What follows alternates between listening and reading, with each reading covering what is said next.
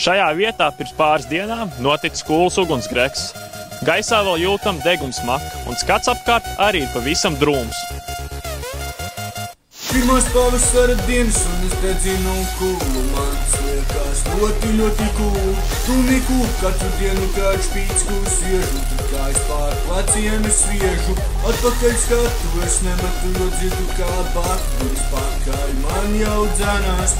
Esmu es gudrāks par visiem tiem, kas pieturas mājās par un kājas nodīrs savu.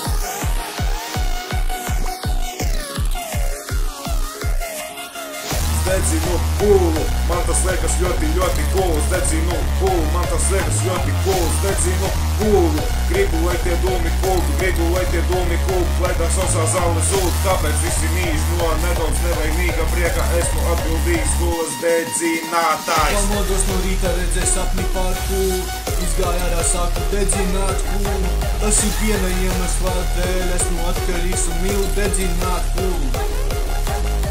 Dedzinu kūlu, man tas liekas ļoti cool. Dedzinu kūlu, gribu, lai tie dūmi kultu. Dedzinu kūlu, visu gadu nāki miers, gribu tikai spičku sviestu, liberāļi eja dirst.